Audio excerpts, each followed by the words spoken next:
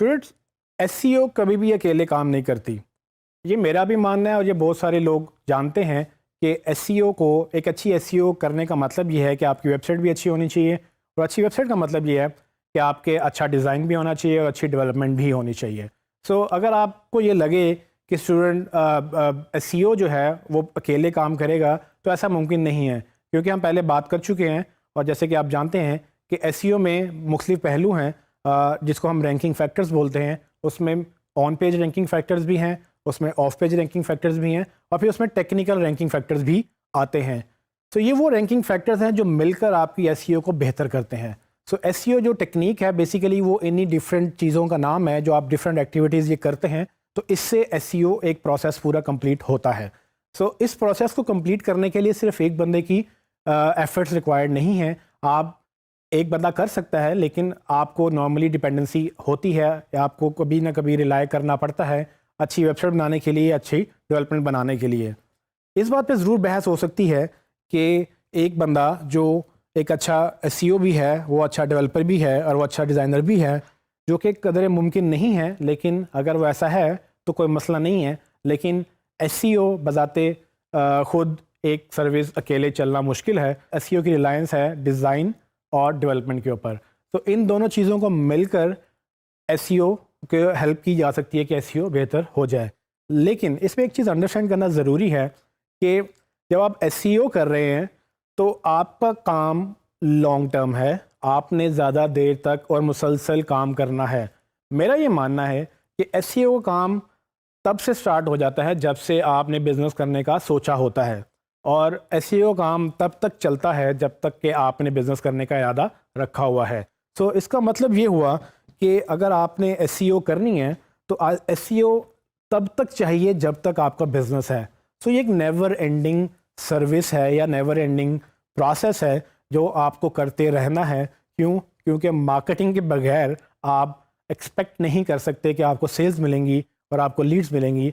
Marketing करेंगे तो आपका बिजनेस चलेगा, और डिजिटल में मार्केटिंग बहुत तरीक़ों से होती है, लेकिन सबसे पावरफुल जो सबसे इम्पोर्टेंट है वो सर्च इंजन से ट्रैफिक लेना है, और उसी के लिए हम एसईओ करते हैं। मैं आपको बता देता हूँ कि कहाँ पर हम डिफ्रेंशिएट करते हैं सबकी अपने अपने रोल्स में। सो फॉर एग्जांपल, अगर आपने एक बिज़नेस खोलना है तो आप क्या करेंगे, आप एक डोमेन लेकर, एक होस्टिंग लेकर उस पर वेबसाइट का सोचेंगे, उस पर वेबसाइट बनवाएंगे। वो बनाने के लिए आपको एक डिज़ाइनर चाहिए जो आपकी वेबसाइट डिज़ाइन करेगा, और वो डिज़ाइनर डिज़ाइन करने के बाद वो वेबसाइट डेवलपर को दे देगा, जो डेवलपर उस वेबसाइट के डिज़ाइन को HTML लैंग्वेज, जो कि हाइपर टेक्स्ट मार्कअप लैंग्वेज में कन्वर्ट करेगा। ये वो लैंग्वेज है, ये वो ज़ुबान है जिसमें पूरा इंटरनेट चलता है। तो आप अगर किसी भी वेबसाइट का कोड देखें जिस पे वो बनी हुई होती है, उस कोडिंग को HTML बोलते हैं। वो HTML में कन्वर्ट करने के लिए डिज़ाइन तो डिज़ाइनर देता है, लेकिन डेवलपर वो कोडिंग लिखता है। वो जब कोडिंग लिख कर उस वेबसाइट को इंटरनेट पे चलने के काबिल बनाता है, तब कोई उसको देख सकता है। तो डेवलपर क्या करते हैं कि डेवलपर वो कोड अच्छा बनाते हैं डिपेंडिंग ऑन के डिज़ाइन कितना अच्छा है। सो जो डिज़ाइन है वो डिज़ाइनर ने तो इमेज बना के दे दिया, डेवलपर का ये काम होता है कि वो उस इमेज को मेक श्योर करे कि नेट पर वो वेबसाइट वैसे ही दिखनी चाहिए जैसे डिज़ाइनर ने बनाई थी। अगर वो नहीं दिख रही तो डिज़ाइनर ने तो अपना काम ख़त्म कर दिया, लेकिन डेवलपर ने अपना काम ख़त्म नहीं किया। लेकिन इन दोनों के काम ख़त्म होने के बाद जब वेबसाइट लाइव हो जाती है, डेवलपर जब वेबसाइट बना लेता है, तो आपका काम शुरू हो जाता है। जैसा कि मैंने पहले कहा, आपका काम तो पहले से शुरू हो गया है। वो मज़ीद मैं एक्सप्लेन कर देता हूँ वो कैसे, कि फॉर एग्ज़ाम्पल अगर आपने ऑनलाइन शॉपिंग पे वेबसाइट बनानी है, अगर आपने कोई कपड़े बेचने हैं या जूते बेचने हैं, आप डोमेन का नाम सोचते हुए ये सोचेंगे कि आपने डोमेन का नाम क्या रखना है। और अगर वो डोमेन का नाम वही होगा, फॉर एग्ज़ाम्पल अगर लोग ऑनलाइन शॉपिंग सर्च कर रहे हैं और अगर आप ऑनलाइन शॉपिंग डोमेन रजिस्टर करा लेते हैं, तो गूगल को लगेगा कि आप बिल्कुल एग्जैक्ट रिजल्ट है। तो डोमेन का नाम सोचना भी बेसिकली एसईओ की तहत ही अगर सोचा जाए तो आपको बड़ा हेल्पफुल रहता है। सो इस तरह से बहुत चीज़ें जो हैं वो एसईओ पे शुरू दिन से ही मैटर करती हैं। उसके बाद जैसे कि हमें पता है कि गूगल बहुत सारे टेक्निकल फैक्टर्स को कंसिडर करता है, जिसमें डिज़ाइन एक बहुत इंपॉर्टेंट फैक्टर है।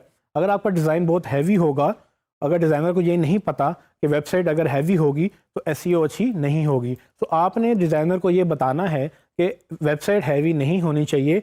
कोशिश करें कि इमेजेस पे कम से कम रिलाई करें और कलर्स जो हैं वो कोडिंग में ज़्यादा से ज़्यादा कलर्स डालें, ना कि आपको हर जगह इमेजेस हों, क्योंकि इमेजेस जब लोड होते हैं वो टाइम लेते हैं और उनका साइज़ ज़्यादा होता है। अगर आप ये चीज़ कोडिंग के थ्रू हैंडल करें और ये CSS या HTML के थ्रू हैंडल करें तो आपका डिज़ाइन जो है वो ज़्यादा बेहतर भी रहता है और ज़्यादा लाइट वेट भी रहता है।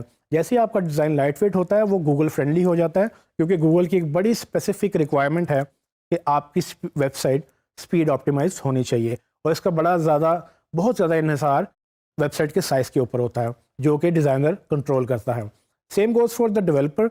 अगर डेवलपर आपकी वेबसाइट कोड कर रहा है और उसकी कोडिंग में मसले हैं, उसकी कोडिंग में एरर्स हैं जो गूगल को कुछ सेक्शंस को क्रॉल करने में मसला कर रही है, तो वो क्या करेगा कि गूगल उसको पनिश करेगा या गूगल उसको अच्छी रैंकिंग्स नहीं देगा। तो आपने एज अ मार्केटर इन दोनों को गाइड करना होता है कि कैसे अच्छा डिज़ाइन बनाया जा सकता है, कैसे अच्छी डेवलपमेंट की जा सकती है जो कि गूगल फ्रेंडली है, एंड देन आप अपना काम शुरू करते हैं जो कि बाद में इन दोनों के साथ साथ पैरेलल में शुरू हो जाता है। एक चीज़ बड़ी इंपॉर्टेंट जो नोट की है कुछ लोगों ने और मेरा भी एक्सपीरियंस रहा है कि अक्सर डेवलपर ये समझते हैं कि सिर्फ वो कुछ फैक्टर्स, मतलब वेबसाइट अगर स्पीड ऑप्टिमाइज हो गई है तो एसईओ हो गई है, अगर उसने कोड अच्छा लिख दिया है तो एसईओ हो गई है। ये गलत फहमी दूर करना बहुत ज़रूरी है कि अक्सर डेवलपर्स को ये लगता है कि एसईओ सिर्फ उनकी कैपेबिलिटीज़ की हद तक लिमिटेड है, जो कि ऐसा नहीं है।